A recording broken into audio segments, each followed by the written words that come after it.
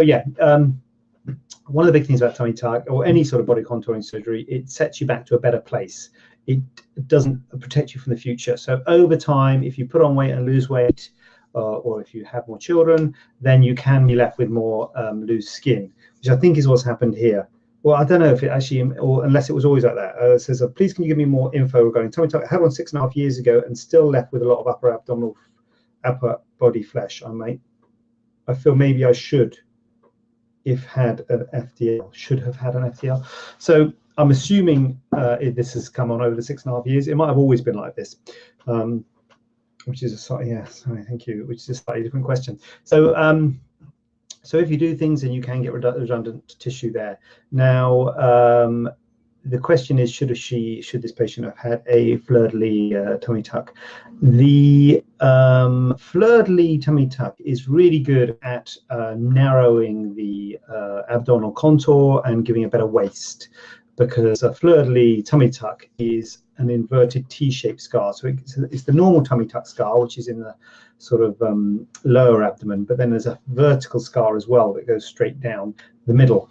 It's quite obvious, that vertical scar, and yeah, it's quite obvious, that vertical scar, and so it is not something that you take on lightly, but it does give a very good waist.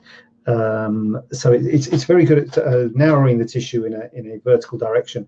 This patient is saying she's got a lot of upper abdominal body flesh, which sounds like here, sort of underneath the breast, which is in the upper abdomen. And the tummy tuck doesn't directly address that. Normally, if people have that, if there's a lot of upper abdominal fullness, you might suggest they might need something later on. But often that upper abdominal excess is pulled down when you do a tummy tuck.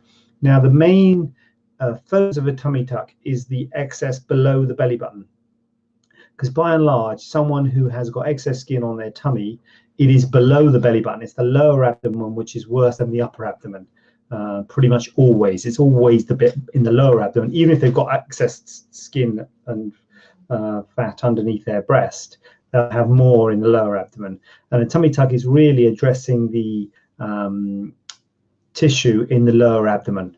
It doesn't directly address the tissue in the upper abdomen. So in order to address the tissue in the upper abdomen, as I say, the first thing I would say is to have a tummy tuck and see, because it might indirectly pull it and tighten it, and it usually does the trick. If it doesn't, then you might need more surgery. And really, this is probably one of the difficulties with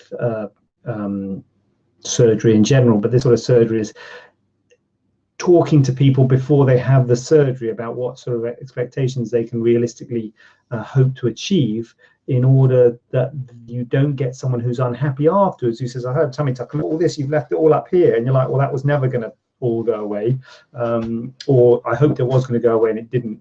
You know, you can't always predictably predict. You can't always predict how things are going to settle. So if you are left with fullness up there, I probably wouldn't have thought a Fleur De Lis would be the way to go. I would have thought, number one, liposuction. That's the first thing I would try, some liposuction to remove this fat. As I always say with liposuction, it doesn't remove the skin.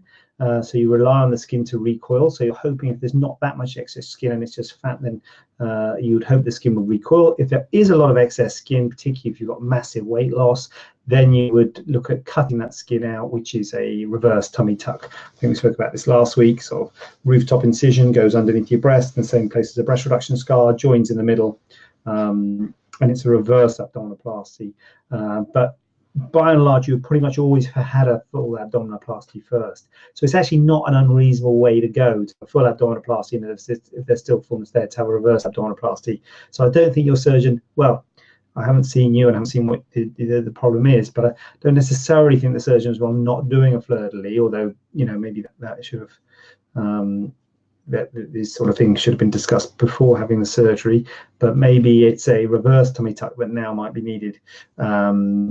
So that is something that you can think about. And Gemma, how much different in price is it? What Gemma, is that for a Fleur De Lis versus a full? I don't know, but a Fleur De Lis will be more.